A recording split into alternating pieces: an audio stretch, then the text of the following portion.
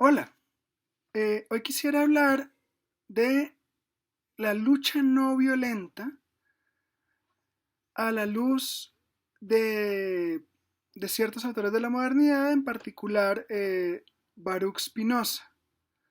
La imagen que utilizo de, digamos, portada viene de la reciente película de Pinocho, en la que de alguna manera se exalta la desobediencia como virtud.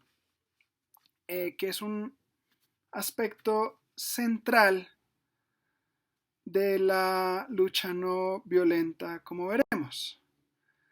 Primero quiero hablar de por qué me interesa hablar de la lucha no violencia, y es el asunto del conflicto asimétrico, que es muy parte, digamos, de las luchas de la actualidad. Quisiera hablar de Gene Sharp, un teórico de la no violencia que, digamos, la considera puramente en términos estratégicos, de Gandhi, que la considera como la considera desde consideraciones éticas, y Spinoza, que de alguna forma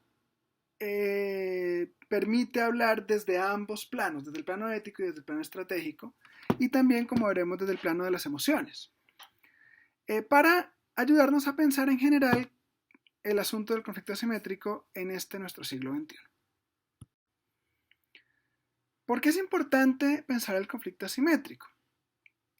Eh, los conflictos en nuestro siglo parecen ser cada vez más a menudo no tanto conflictos entre estados nacionales eh, en guerras convencionales, como conflictos entre lo que podemos llamar fuerzas del orden, policías militares, policía antimotines, y población civil. Esto es sencillamente una característica de la fase del sistema político en el que estamos actualmente.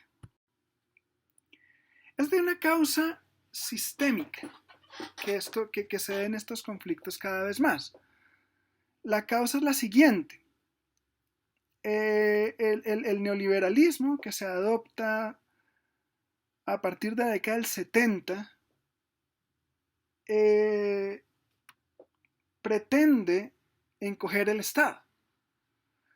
Pero, como nos muestra la ley de Ashby, un teórico de la cibernética, para regular un sistema se necesita equiparar la variedad sistémica del sistema, la cantidad de estados posibles del sistema, con variedad regulativa. ¿Qué quiere decir? Un profesor que tiene que cuidar a 40 alumnos en un salón de clase la tiene más difícil que un profesor que tiene que cuidar a 4. La variedad sistémica producida por los 4 alumnos es menor que la de 40. Y entonces el profesor necesita estrategias desde el punto de vista de la variedad regulativa para regular que son mayores en el caso de los 40 alumnos. Cuando se quiere minimizar el Estado, realmente lo que se hace es que se quitan funciones del Estado. El Estado ya no se preocupa por la educación, el Estado ya no se preocupa por la salud, el Estado ya no se preocupa por el bienestar mínimo de los ciudadanos con seguros de desempleo, cosas por el estilo, pero tiene que seguir regulando una población compleja. Entonces, a medida que decrecen ciertas funciones del Estado, aumentan otras. Aumenta la función policiva, que es la única que el neoliberalismo sigue apoyando, ¿cierto? La protección de la propiedad. A esto hay que sumar una cosa que el teórico de sistemas Stafford Beer llama triaje social. ¿Qué quiere decir? En el estado actual, digamos, de nuestras sociedades, yo soy escuchado en la medida en que tengo el poder, por ejemplo económico, por ejemplo político, social, de hacerme escuchar. Las preocupaciones de los ricos y poderosos pesan mucho más que las preocupaciones de los que no son ricos y poderosos. Por lo tanto, y esto tiene un efecto, digamos, de bucle de retroalimentación positiva. Mientras más me puedo hacer escuchar, más rico y poderoso soy, más me puedo hacer escuchar. Entonces, así como en una sala de urgencias se le da mayor importancia a, digamos, los casos más graves, en la sociedad, perversamente, se le da más importancia a los más importantes. Y los menos importantes quedan relegados. Entonces tenemos, por ley de Ashby y estado mínimo, tenemos que la policía va creciendo. Por triaje social, tenemos que las personas con menos poder adquisitivo, con menos poder político, no son escuchadas. De ahí tenemos que esperar un estallido social. Tenemos que esperar estallidos sociales y represión por parte de las fuerzas de seguridad del Estado. Hay un tercer factor que, de nuevo, siguiendo a Stafford Beer, tenemos que llamar autopoiesis maligna. Los organismos de seguridad se empiezan a funcionar como instituciones autopoéticas que quieren preservarse en el tiempo. Entonces ya no les interesa tanto cumplir su misión como justificar su existencia continuada, ganar más poder. Un experimento mental sirve para ilustrar este punto. A un agente de la DEA, esa agencia antidrogas norteamericana, le interesa que se acabe el consumo de drogas. Si se acaba el consumo de drogas, se acaba la DEA y por lo tanto se acaba su trabajo, su pensión, etcétera, etcétera. Entonces, a las fuerzas de seguridad del Estado en esta situación les interesa, de hecho, exacerbar el conflicto entre población civil y fuerzas de seguridad del Estado. Fuerzas de seguridad del Estado. Cualquiera que haya estado en una protesta con SMAT sabe de qué se está hablando. Se ha visto con sus propios ojos cómo el SMAT exacerba los conflictos. Entonces, esa es la situación. Conflicto asimétrico, abusos policiales. ¿Por qué asimétrico? Porque un lado tiene las armas, tiene el poder, el otro no. Entonces, como vamos a ver, la resistencia pacífica se da en contextos de conflicto asimétrico. Gene Sharp es sencillamente un teórico de estos temas que ha estudiado la práctica y estrategia de la no violencia desde el punto de vista de la realpolitik, o sea, no en términos idealistas, no en términos morales, sino cómo funciona esta estrategia. Y acude a un pensador de la modernidad temprana, Etienne de la Boétie. En este bello texto, que es realmente el único por el que se conoce a Etienne de la Boétie, que se llama a veces el contra uno o a veces el discurso sobre la servidumbre voluntaria. ¿Qué dice a fin de cuentas Etienne de la Boétie? La fuente del poder de los poderosos es la obediencia de sus súbditos. El rey de Francia, el ejemplo que toma la Boétie en el momento, no es una persona muy fuerte físicamente, ni siquiera es una persona muy inteligente, pero tiene por debajo a 10, digámoslo así, lambones, 10 personas que le obedecen servilmente. ¿Por qué le obedecen estos 10 personas? Porque esto le permite a estos 10 tener a su vez cada uno 20 lambones propios, que también les obedecen servilmente. Y así sucesivamente bajando la pirámide. Y es esta estructura piramidal de obediencia, de servilismo, la que pone a los poderosos en el poder.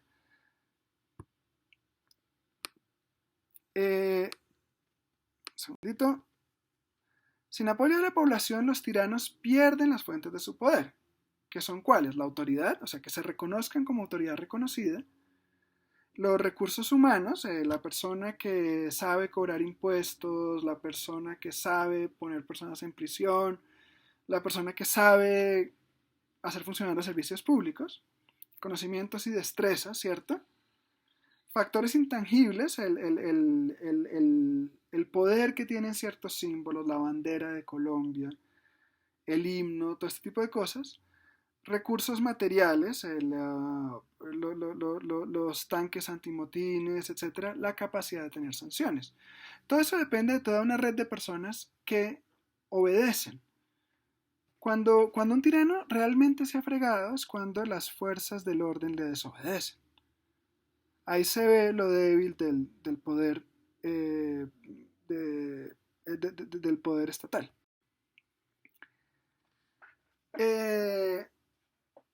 El conflicto violento es una posibilidad en la guerra asimétrica. ¿Cómo hacen los débiles para ganar una guerra asimétrica? A través de cosas como el terrorismo o la guerra de guerrillas.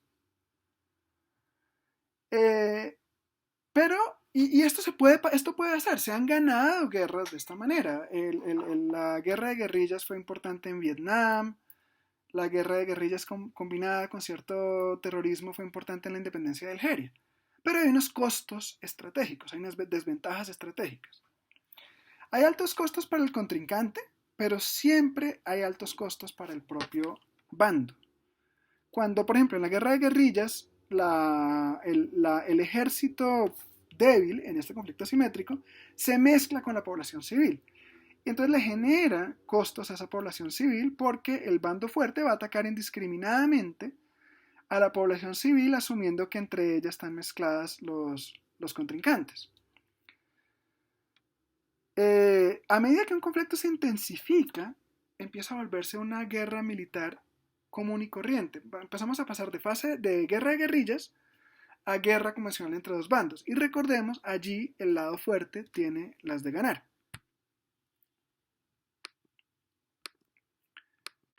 El otro problema con vencer a través de la lucha violenta es que se aumenta la probabilidad de cambiar una tiranía por otra. ¿Por qué?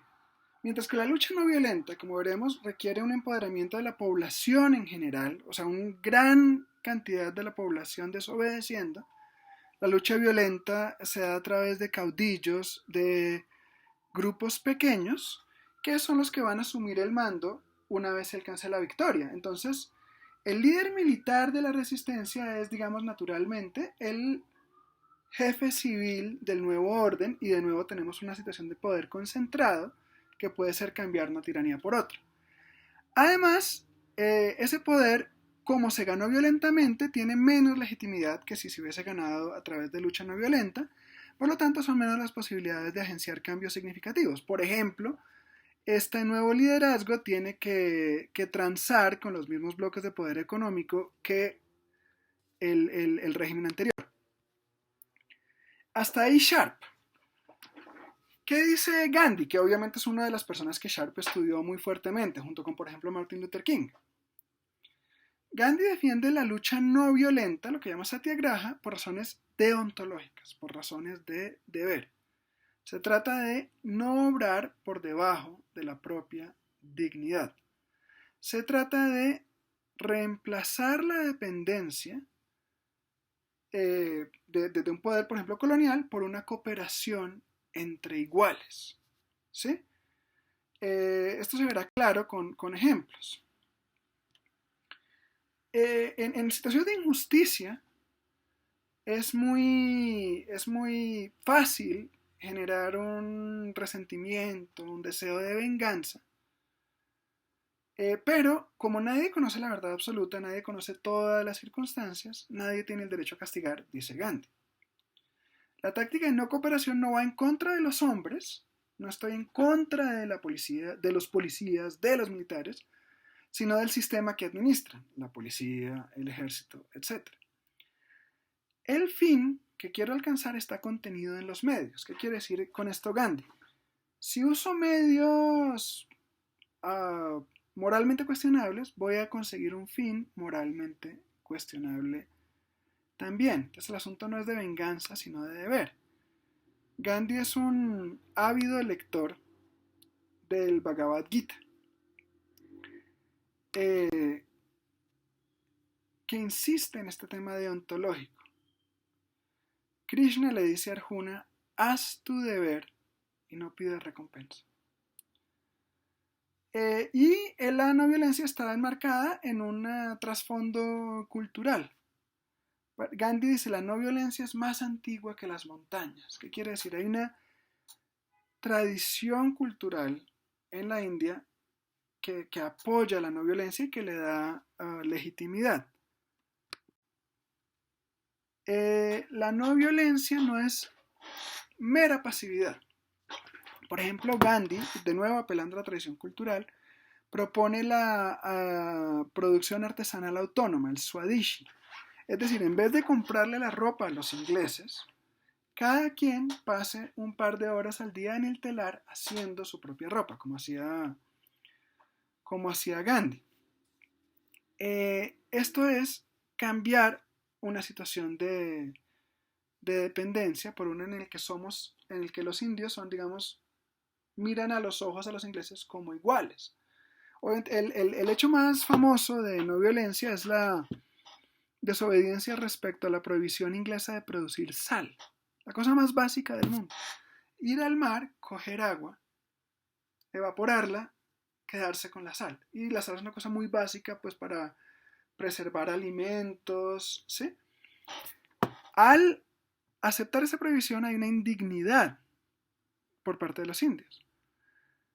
Desobedecer es comportarme como alguien digno en una situación de indignidad y aceptar con la misma dignidad un castigo, ir a la cárcel, etc., para hacer visible esa situación de indignidad, de dependencia que degrada tanto a los ingleses como a los indios.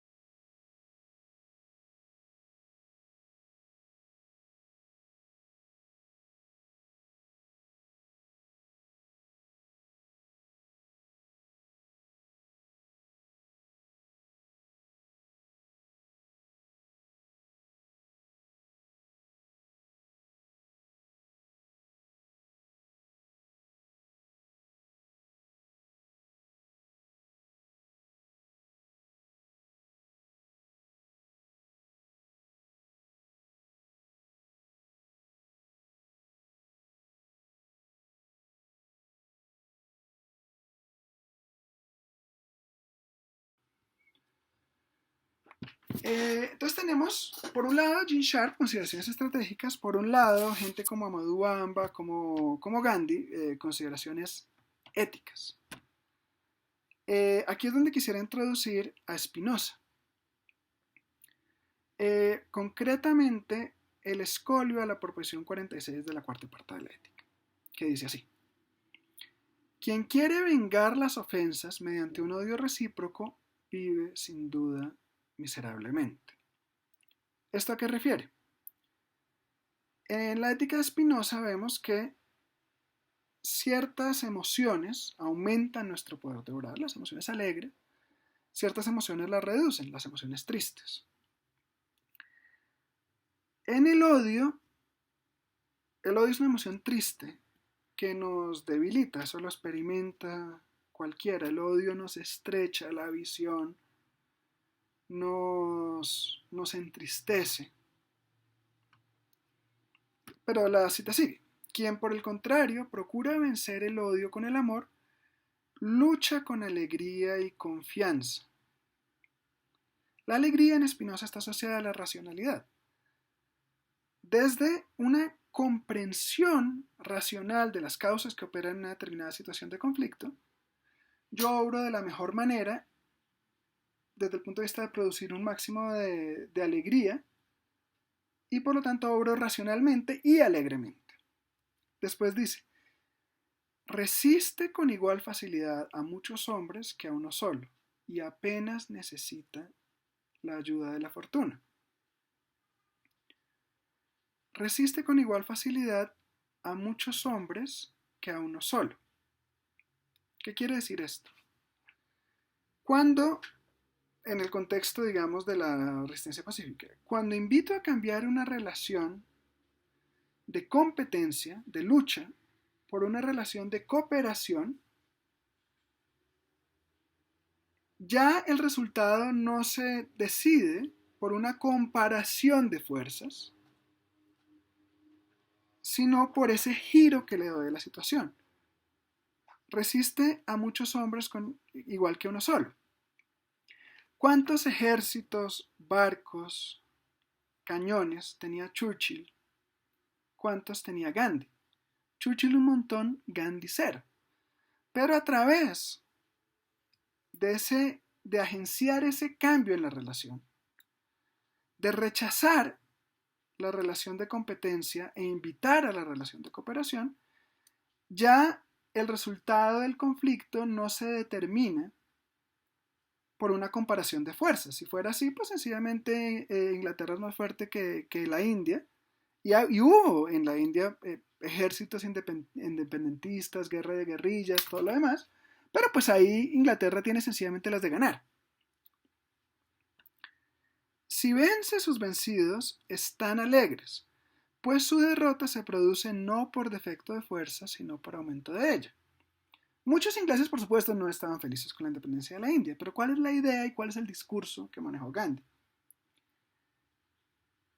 Ingleses, yo los voy a ayudar a liberarse de la situación de opresión en que están al oprimirnos a nosotros los indios. Y ustedes deben alegrarse por mi liberación. Es una estrategia ciertamente extraña, inusual.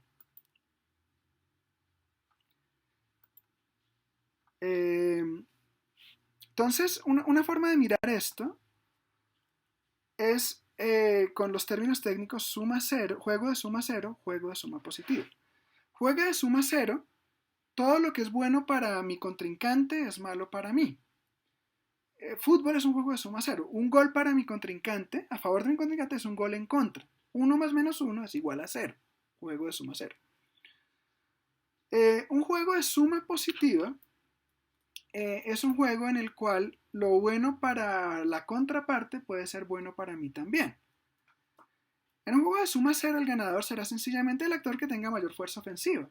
Es él o yo, es ellos o nosotros, los más fuertes ganan. Quien puede convertir un juego de suma cero en un juego de suma positiva resiste con igual facilidad a muchos hombres que a uno solo. Ahora bien, Spinoza plantea esta idea en términos de emociones, de amor y odios. ¿Por qué es importante esto? En Spinoza, recientemente, por ejemplo, en Argentina, en Córdoba, en los estudios de Spinoza, se habla de la política de las emociones. Y esta es la dimensión que Spinoza particularmente nos ayuda a entender cuando hablamos de resistencia pacífica. Spinoza define el deseo como la esencia del hombre. ¿Por qué? Porque el hombre es conatos, afirmación de sí mismo. Y el correlato emocional de esa afirmación de sí mismo es el deseo. En ese esforzarnos por afirmarnos a nosotros mismos, la alegría es un paso a un mayor poder de obrar, a un mayor poder de afirmarnos a nosotros mismos. La tristeza un paso a un menor poder de obrar. El amor, una alegría acompañada de la idea de una causa exterior, o sea, yo percibo que esto aumenta mi poder de obrar, esté equivocado o no, puede que ame cosas que no debería amar. El odio, una tristeza acompañada de la idea de una causa exterior. Percibo que esto disminuye mi poder de obrar. En ese sentido, nos alegramos de la alegría de quien amamos y de la tristeza de quien odiamos, ¿no es cierto? Aquello que amo, si tiene mayor poder de obrar, pues más me alegra a mí. Y me alegro de la alegría de quien amo, eso es evidente. Me entristezco de la alegría de quien odio y me alegro de la tristeza de quien odio, porque cuando, por ejemplo, quien odio tiene menos poder, pues tiene menos poder para causarme a mi tristeza. Esa es la dinámica emocional en la que está enmarcada la proposición de la que acabamos de hablar. Entonces podemos ver cómo la estrategia política intersecta con las emociones. Por ejemplo, en un conflicto asimétrico, ¿qué va a determinar que el bando débil elija o bien guerra de guerrillas o terrorismo, o bien lucha no violenta? Va a depender en parte del odio hacia el bando fuerte. Porque si odio al bando fuerte, me alegro con su tristeza. Si odio al bando fuerte en este conflicto asimétrico, voy a querer que ese bando fuerte sufra, ¿cierto? Y va a ser más atractiva para mí la opción del terrorismo. En cambio, si cultivo un amor hacia el bando fuerte, lo cual es por supuesto difícil y requiere un líder como Gandhi o como Amadou Bamba o como Martin Luther King, que hace exactamente lo mismo. No lo he citado mucho en esta presentación, pero es exactamente lo mismo. Martin Luther King habla del ágape entre los blancos y los negros estadounidenses. Entonces, si cultivo ese amor, puedo realizar una estrategia de resistencia pacífica. En cambio, el bando fuerte en el conflicto va a estar interesado por razones estratégicas en promover el odio. ¿Por qué? Porque, recordemos, si logro como bando fuerte que el conflicto sea de guerra convencional, de comparación de fuerzas, pues soy yo quien tiene que ganar. Esto explica, por ejemplo, los abusos de fuerza de la policía israelí en el territorio palestino. No solamente son destructivos, son odiosos. Existen videos en YouTube, se pueden buscar, donde, por ejemplo, un policía israelí sencillamente le coge una bicicleta a un niño palestino y se la destruye.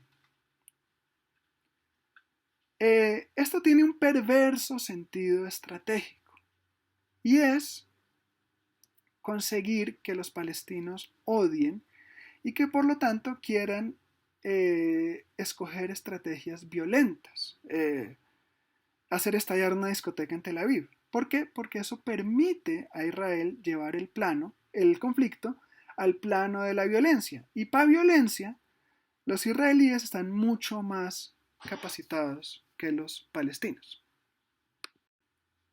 Por supuesto, digamos, omito el detalle de ejemplos del caso colombiano, lo que se ve de nuevo con el SMAT que provoca este tipo de conflictos, pues porque creo que muchos de los que me escuchan lo han vivido, entonces pueden, digamos, llenar las variables, los X y los Y ellos mismos.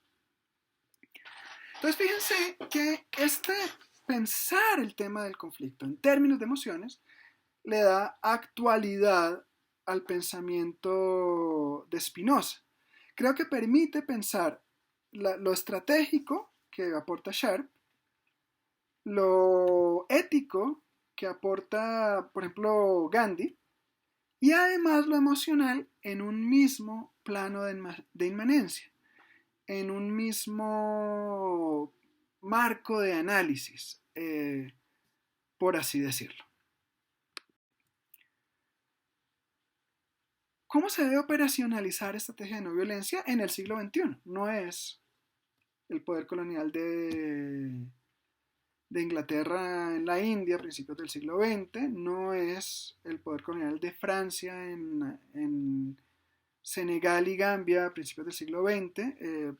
Pequeño paréntesis, Gambia es un pequeño país metido dentro de Senegal, entonces casi que funciona como una unidad en algunos casos, se habla de Senegambia. No es eh, las leyes Jim Crow, la opresión de negros, de blancos a negros en el sur de Estados Unidos en mediados del siglo XX. Hay nuevas situaciones del siglo XXI, median, por ejemplo, nuevas tecnologías de la comunicación, nuevas tecnologías policiales, por ejemplo, de vigilancia con la que no contaban ni los policías sureños ni las autoridades coloniales británicas o francesas, ¿no es cierto?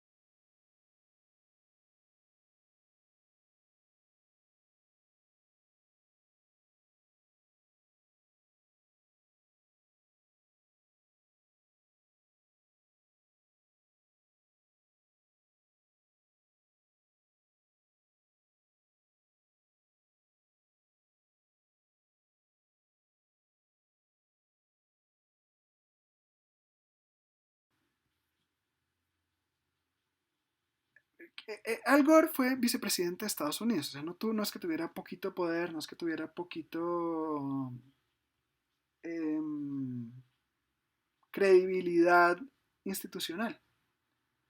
La historia de Al Gore, concretamente el fracaso de Al Gore, es algo de lo que debemos pensar para pensar estos conflictos que vienen en el siglo XXI. Al Gore entiende la ciencia relativa al calentamiento global.